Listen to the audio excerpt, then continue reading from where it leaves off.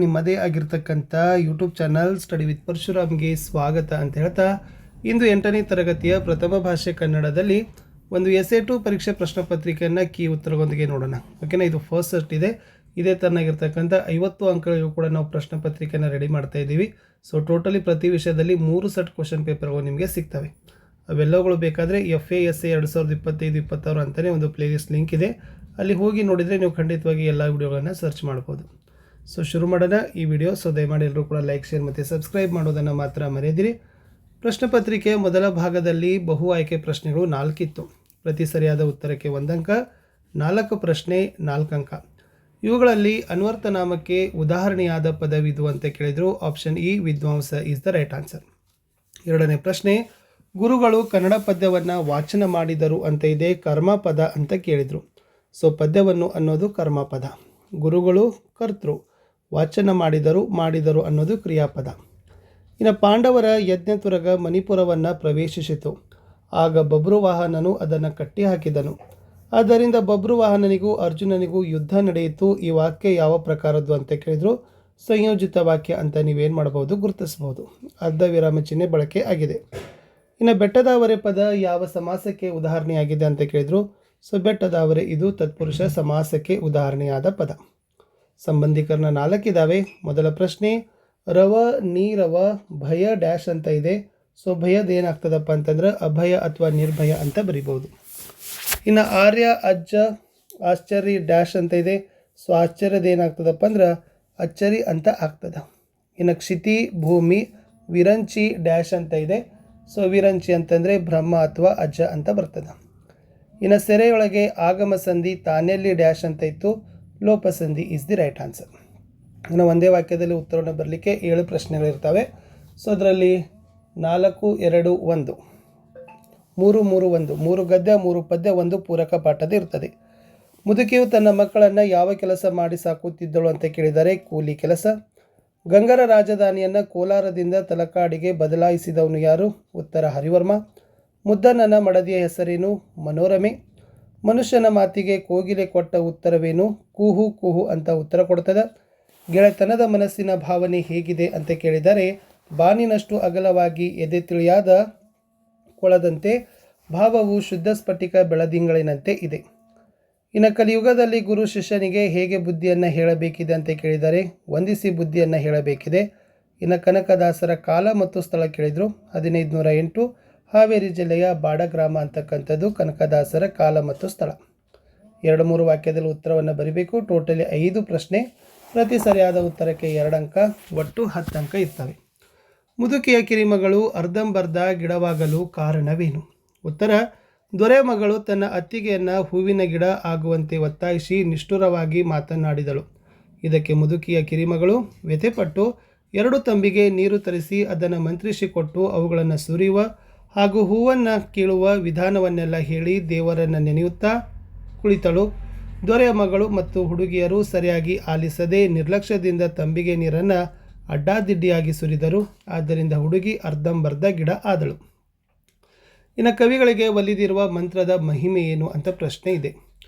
ಕವಿಗಳಿಗೆ ಒಲಿದಿರುವ ಮಂತ್ರದ ಮಹಿಮೆ ಏನೆಂದರೆ ಅವರ ಒಂದು ನುಡಿಯ ಸಾಮರ್ಥ್ಯದಿಂದ 3 ಲೋಕಗಳನ್ನು ನಾಶಪಡಿಸುವ, ಹೊಗಳುವ, ತೆಗಳುವ, ವಶಪಡಿಸಿಕೊಳ್ಳುವ, ಆಳುವ, ಅನುಭವಿಸುವ, ಮುಳುಗಿಸುವ, ಕಾವ್ಯ ರಚನೆ ಮಾಡುವ ಮಂತ್ರಶಕ್ತಿಯು ಶೃಂಗಾರದ ಬಣ್ಣದ ಕವಿಗಳಿಗೆ ಕೈವಶವಾಗಿದೆ.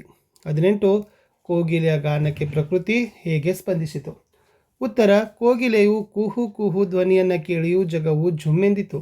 ಕೋಗಿಲೆಯ ಧ್ವನಿಯನ್ನು ಕೇಳಿ ನೀರವ ಪರ್ವತ ಕಾನನ ಶ್ರೇಣಿಯು ಮುದವನ್ನು ತಾಳಿ ಮರುದನಿ ಮಾಡಿತು.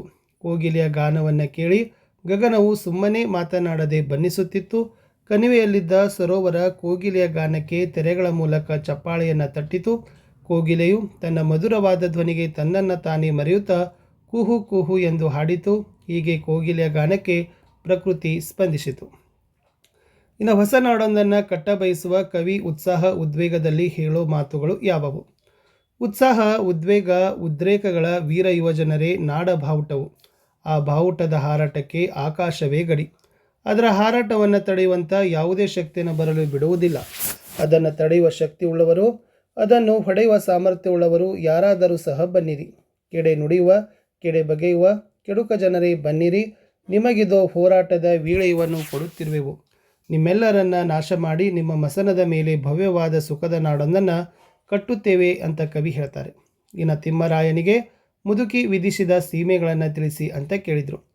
ಮುದುಕಿಯು ತಿಮ್ಮರಾಯನಿಗೆ, ಈ ಕಾಡಿನಲ್ಲಿ ನೀರು, ಹಣ್ಣು ಮತ್ತು ಹಾಲನ್ನು ಕೊಡುವ ಮರಗಳಿವೆ. ಇವುಗಳಿಂದ ನೀನು ನಿನ್ನ ಕುಟುಂಬಕ್ಕೆ ಬೇಕಾದಷ್ಟು ನೀರು, ಹಣ್ಣು ಮತ್ತು ಹಾಲನ್ನು ಪಡೆಯಬಹುದು. ಆದರೆ ಈ ಕಾಡಿನಲ್ಲಿರುವ ನೀರು ಕೊಡುವ ಮರಕ್ಕೆ ಒಂದೇಟಿಗಿಂತ ಹೆಚ್ಚು ಏಟು ಹಾಕಬೇಡ, ಹಣ್ಣು ಕೊಡುವ ಮರವನ್ನು ಕಡಿಯಲೇಬೇಡ ಮತ್ತು ಹಾಲು ಕೊಡುವ ಮರಕ್ಕೆ ಒಂದಕ್ಕಿಂತ ಹೆಚ್ಚು ಏಟು ಹಾಕಬೇಡ. ಈ ಸೀಮೆಯನ್ನು ನೀನು ಮೀರಿದರೆ ನಾಯಿ ಬೊಗಳುತ್ತದೆ, ಆಗ ನನಗೆ ಕೋಪ ಬರುತ್ತದೆ ಎಂದು ಸೀಮೆಗಳನ್ನು ತಿಳಿಸ್ತಾಳೆ. ಮುಂದಿನ ಪ್ರಶ್ನೆ ಎರಡಿದ್ದಾವೆ, ಸಂದರ್ಭ ಸಹಿತ ಸ್ವಾರಸ್ಯವನ್ನು ಬರಲಿಕ್ಕಿರ್ತಕ್ಕಂಥ ಪ್ರಶ್ನೆಗಳು. ಸುತ್ತನ ಲೋಕವೆಲ್ಲ ಮಲಗಿಕೊಂಡಿದೆ ಅಂತ ಇದೆ. ಸೊ ಇದನ್ನು ಬರೆಯುವಾಗ ನೀವೇನು ಬರಬೇಕು? ಆಯ್ಕೆ, ಸಂದರ್ಭ ಮತ್ತು ಸ್ವಾರಸ್ಯನೇ ಬರೀಬೇಕು. ಸೊ ಆಯ್ಕೆ ಶ್ರೀ ಹಿರೇಮಲ್ಲೂರು ಈಶ್ವರನವರು ಬರೆದಿರುವ ಕವಿ ಕಂಡ ನಾಡು ಪ್ರವಾಸ ಕಥನದಿಂದ ಆಯ್ದ ತಲಕಾಡಿನ ವೈಭವ ಎಂಬ ಪ್ರವಾಸ ಕಥನ ಅಂದರೆ ಗದ್ಯಪಾಠದ ವಾಕ್ಯ. ಸಂದರ್ಭ ಲೇಖಕರು 1950 ಇಸ್ವಿ ಅಕ್ಟೋಬರ್ ತಿಂಗಳು ಅಕ್ಟೋಬರ್ 20 ತಾರೀಕು ರಾತ್ರಿ 12:15 ಸಮಯದಲ್ಲಿ ಶಿವನ ಸಮುದ್ರದ ಪ್ರವಾಸಿಗರ ನಿಲ್ಮನೆಯಲ್ಲಿ ಕುಳಿತುಕೊಂಡು ಆ ದಿನದ ಪಯಣದ ವಿವರವನ್ನು ಬರೆಯುವಾಗ ಈ ಮಾತನ್ನು ಹೇಳ್ತಾರೆ. ಸ್ವಾರಸ್ಯ, ತಾವು ದಿನಚರಿ ಬರೆಯತೊಡಗಿದ ಸಮಯದಲ್ಲಿ ರಾತ್ರಿಯ ನೀರವ ಮೌನ ಆವರಿಸಿತ್ತು ಎನ್ನುವುದನ್ನು ಲೇಖಕರು ಈ ಮಾತಿನ ಮೂಲಕ ಬಹು ಸ್ವಾರಸ್ಯಪೂರ್ಣವಾಗಿ ವರ್ಣಿಸಿದ್ದಾರೆ. ಇನ್ನು ಕುಲಹೀನ ನೀನು ಪ್ರತಿಷ್ಠೆ ಸುಡು ಮತಿಹೀನ ನೀನು ಅಂತ ಇದೆ. ಸೊ ಇದು ಕನಕದಾಸರು ರಚಿಸಿರುವ ರಾಮಧಾನ್ಯ ಚರಿತೆ ಅಂತಕ್ಕಂಥ ಕೃತಿಯಿಂದ ಆಯ್ದ ರಾಮಧಾನ್ಯ ಚರಿತೆ ಅಂತಕ್ಕಂಥ ಪದ್ಯಪಾಠದ ವಾಕ್ಯ. ಸಂದರ್ಭ ಗೌತಮ ಮುನಿಯ ಆಶ್ರಮದಲ್ಲಿ ಶ್ರೀರಾಮನ ಮುಂದೆ ನರೆದಲೆಗ ಮತ್ತು ವ್ರೀಹಿಗಳು ತಮ್ಮ ತಮ್ಮ ಶ್ರೇಷ್ಠತೆಯನ್ನು ಹೇಳಿಕೊಂಡು ಪರಸ್ಪರ ಜಗಳವಾಡಿಕೊಂಡು, ಈ ಸಂದರ್ಭದಲ್ಲಿ ವ್ರೀಹಿ ನರೆದಲೆಕನಿಗೆ ಈ ಮಾತನ್ನು ಹೇಳ್ತಾನೆ. ಸ್ವಾರಸ್ಯ, ವ್ರೀಹಿಯು ರಾಗಿಯನ್ನು ಕುರಿತು ಕುಲಹೀನ ಮತಿಹೀನ ನೀನು ಶ್ರೇಷ್ಠನಾದವನಲ್ಲ ಎಂದು ಹೀಯಾಳಿಸೋದು ಈ ಮಾತಿನಲ್ಲಿ ಸ್ವಾರಸ್ಯಕರವಾಗಿ ಮೂಡಿಬಂದಿದೆ. ಇನ್ನು ಪದ್ಯವನ್ನು ಪೂರ್ಣ ಮಾಡಬೇಕಿತ್ತು. ಉಪ್ಪಿಗಿಂತಲೂ ರುಚಿಯು ತಾಯಿಗಿಂತಲೂ ಬಂದು ಇಲ್ಲೆಂಬ ಗಾದೆ ನುಡಿ ಕೇಳಿರುವೆನು, ಗೆಳೆತನದ ಶುಚಿರುಚಿಯು ಇದಕ್ಕೂ ಮಿಗಿಲಾಗಿಹುದು ಎಂಬ ಸಾಹಸ ಮಾಡಿ ದೋಷವೇನು, ಕಂಡವರೇನು ಬಲ್ಲರಿದನು ಉಂಡವನು ಕಂಡಿಯನು ಇದರಹದನು ಅಂತ ಬರೆದ್ರೆ ಸಾಕು. ಇನ್ನು ಪದ್ಯದ ಸಾರಾಂಶ ಕೇಳ್ತಾರೆ. ಸೊ ಕಾಗೆಯ ಮರಿ ಕೋಗಿಲೆಯಾಗಬಲ್ಲದೆ, ಆಡಿನ ಮರಿ ಆನೆಯಾಗಬಲ್ಲದೆ, ಸೀಳು ನಾಯಿ ಸಿಂಹದ ಮರಿಯಾಗಬಲ್ಲದೆ, ಅರಿವು ಆಚಾರ ಸಮ್ಯಜ್ಞಾನವನ್ನರಿಯದೆ ನಾಮವ ಹೊತ್ತುಕೊಂಡು ತಿರುಗುವ ಗಾವಿಲರ ಮುಖವ ನೋಡಲಾಗದು ಅಮುಗೇಶ್ವರ. ಈ ವಚನವನ್ನು ಶ್ರೀ ಎಂ ಕಲಬುರ್ಗಿ ಅವರು ಸಂಪಾದಿಸಿರುವ ಸಮಗ್ರ ವಚನ ಸಂಪುಟದಿಂದ ಆಯ್ದ ವಚನಾಮೃತ ಎಂಬ ಪದ್ಯಪಾಠಕ್ಕಾಗಿ ಆಯ್ದ ಶಿವಶರಣ ಐದಕ್ಕಿ ಮಾರಯ್ಯ ಅವರ ವಚನದಿಂದ ಆರಿಸಲಾಗಿದೆ. ಅಮುಗೆ ರಾಯಮ್ಮನವರು ಅರಿವು ಆಚಾರ ಸಮ್ಯಜ್ಞಾನಗಳ ಅರಿವಿಲ್ಲದೆ ಬರೀ ಡಂಬಾಚಾರದಿಂದ ವೇಷಭೂಷಣಗಳಿಂದ ಭಗವಂತನ ಸಾಕ್ಷಾತ್ಕಾರವನ್ನು ಪಡೆಯಲಾಗೋದಿಲ್ಲ ಎಂದು ಹೇಳೋ ಸಂದರ್ಭದಲ್ಲಿ ಈ ಮಾತನ್ನು ಹೇಳ್ತಾರೆ. ಕಾಗೆ ಮರಿಯು ಕೋಗಿಲೆಯಾಗಲು ಸಾಧ್ಯವಿಲ್ಲ, ಆಡಿನ ಮರಿಯು ಆನೆಯಾಗಲು ಸಾಧ್ಯವಿಲ್ಲ, ಸೀಳು ನಾಯಿಯ ಮರಿಯು ಸಿಂಹದ ಮರಿಯಾಗಲು ಸಾಧ್ಯವಿಲ್ಲ. ಅದೇ ರೀತಿ ಅರಿವು ಆಚಾರ ಸಮ್ಯಜ್ಞಾನವನ್ನು ಅರಿಯದ ಗಾವಿಲರು ಹಣೆಯ ತುಂಬ ನಾಮ ಹೊತ್ತುಕೊಂಡು ತಿರುಗಿದರೂ ದೇವರನ್ನು ಕಾಣಲು ಸಾಧ್ಯವಿಲ್ಲ ಎಂಬುದು ಅಮುಗೆ ರಾಯಮ್ಮ ಅವರ ಅನಿಸಿಕೆ. ಶಿವಶರಣೆ ಅಮುಗೆ ರಾಯಮ್ಮನವರು ಭಗವಂತನ ಸಾಕ್ಷಾತ್ಕಾರದ ಮಾರ್ಗವನ್ನು ಈ ಮಾತಿನ ಮೂಲಕ ಬಹು ಸ್ವಾರಸ್ಯಕರವಾಗಿ ವ್ಯಕ್ತವನ್ನು ಪಡಿಸಿದ್ದಾರೆ. ನನ್ನ ಲಾಂಗ್ ಕ್ವಶನ್ ಇತ್ತು, ಮಲೆನಾಡಿನಲ್ಲಿ ಹುಲಿಗಳಿಂದ ಆಗುತ್ತಿದ್ದ ತೊಂದರೆಗಳನ್ನು ಹೇಗೆ ವರ್ಣಿಸಲಾಗಿದೆ ಅಂತ 4 ಮಾರ್ಕರ್ ಕ್ವಶನ್ ಇತ್ತು. ಮಲೆನಾಡಿನಲ್ಲಿ ಹುಲಿಗಳ ಕಾಟ ಬಹಳ ಇತ್ತು. ಮಲೆನಾಡಿನ ಹಿರಿಯರಿಗೆ ಹುಲಿಯು ದೂರದಲ್ಲಿ ಕೂಗುತ್ತಿದ್ದರೆ ಥಟ್ಟನೆ ತಿಳಿದು ಬಿಡುತ್ತಿತ್ತು. ಹುಲಿಗಳ ಶಬ್ದಕ್ಕೆ ಕೊಟ್ಟಿಗೆಯ ದನಗಳು ಗಡಗಡ ನಡುಗಲು ಆರಂಭಿಸುತ್ತಿದ್ದವು. ಅವುಗಳ ಕೊರಳಿನಲ್ಲಿ ಕಟ್ಟಿದ ಗಂಟೆ ಜೋರು ಶಬ್ದವನ್ನು ಮಾಡುತ್ತಿತ್ತು. ಲೇಖಕರು ಅವರ ಅಮ್ಮ ಮತ್ತು ಅಜ್ಜ ಚಿಮನಿಯ ದೀಪದ ಬೆಳಕಿನಲ್ಲಿ ಒಳಗಡೆ ಕುಳಿತು ಎಲ್ಲಿ ಹುಲಿ ನಮ್ಮ ಕೊಟ್ಟಿಗೆಯು ನುಗ್ಗಿ ಬಿಡುತ್ತದೆಯೋ ಎಂದು ಕಾಯುತ್ತಿದ್ದರು. ಮನೆಗೆ ನಿತ್ಯ ಆಳುಗಳು ಬಂದಾಗ ಯಾವುದೋ ಹುಲಿ ಯಾವುದೋ ದನವನ್ನು ಕಾಡಿನಲ್ಲಿ ಹಿಡಿತು, ಅವರ ಮನೆ ದನ ಹೋಯಿತು, ಇವರ ಮನೆ ದನ ಹೋಯಿತು ಎಂದು ಮಾತನಾಡಲು ಶುರು ಮಾಡುತ್ತಿದ್ದರು. ಲೇಖಕರಿಗೆ ಆಗ ಹುಲಿ ನಿಜವಾದ ಹಸಿದ ಕಣ್ಣುಗಳ ಕೋರೆ ದಾಡೆಯ ಮುಖವಾಗಿ ಕಾಣುತ್ತಿತ್ತು. ಲೇಖಕರು ಹುಲಿಯ ಭಯದಿಂದ ಪಾರಾಗಲು ಅವರ ಅಜ್ಜ ಹೇಳಿಕೊಟ್ಟ ಅರ್ಜುನ ಮಂತ್ರವನ್ನು ಹೇಳಿಕೊಳ್ಳುತ್ತಿದ್ದರು. ಅರ್ಜುನ ಮಂತ್ರವನ್ನು ಹೇಳುತ್ತಾ ನಿದ್ದೆ ಹೋಗುತ್ತಿದ್ದರು. ಅವರ ಅಮ್ಮ ಮಾತ್ರ ನಿದ್ದೆ ಮಾಡುತ್ತಿರಲಿಲ್ಲ. ಬೆಳಗ್ಗೆ ಎದ್ದು ಕೊಟ್ಟಿಗೆಯಲ್ಲಿ ಎಲ್ಲಿ ದನಗಳಿವೆ ಎಂದು ಗೊತ್ತಾದಾಗ ಮನಸ್ಸಿಗೆ ಸಮಾಧಾನ ಆಗ್ತಾಯಿತ್ತು. ಇದು ಬರದೇ ಇದ್ದರೆ ಒರಿಜಿನಲ್ ಹಾಗೂ ಚರಟದ ಕಾಪಿ ಸಿದ್ಧಗೊಳಿಸ್ತಕ್ಕಂಥ ಬಗ್ಗೆ ಕೇಳಿದ್ರು, ಅದನ್ನು ಕೂಡ ಕೊಟ್ಟಿದ್ದೀನಿ ನೋಡಿ. ಒಂದು ಪತ್ರ ಇದೆ. ನಿಮ್ಮನ್ನು ಮೈಸೂರಿನ ಕುವೆಂಪು ನಗರದ ಬಸವಣ್ಣ ಅಂತ ಭಾವಿಸಿ ನಿಮ್ಮ ಬಡಾವಣೆಗೆ ಶುದ್ಧ ಕುಡಿಯುವ ನೀರಿನ ಸೌಲಭ್ಯವನ್ನು ಒದಗಿಸುವಂತೆ ಕೋರಿ ನಗರ ಪಾಲಿಕೆ ಆಯುಕ್ತರಿಗೆ ಮನವಿ ಪತ್ರ ಬರೀರಿ. ಫಸ್ಟ್ ಈ ಕಡೆ ದಿನಾಂಕ ಮತ್ತು ಸ್ಥಳ ಬರಲೇಬೇಕು. ಆಮೇಲೆ ಆಲ್ರೆಡಿ ಅಲ್ಲಿ ಕೊಟ್ಟಿದ್ದಾರೆ, ಬಸವಣ್ಣ ಎಸ್ ಕುವೆಂಪು ನಗರ ಮೈಸೂರು ಅಂತ ಬರಿಬೇಕು. ಯಾರಿಗೆ ಬರಿಬೇಕು? ಆಯುಕ್ತರು, ನಗರ ಪಾಲಿಕೆ ಮೈಸೂರು. ಸೊ ಮಾನ್ಯರೇ ಅಂತ ಬರೀರಿ. ವಿಷಯ ಏನಿತ್ತು? ಶುದ್ಧ ಕುಡಿಯುವ ನೀರಿನ ಸೌಲಭ್ಯವನ್ನು ಒದಗಿಸುವಂತೆ ಕೋರಿ ಅಂತ.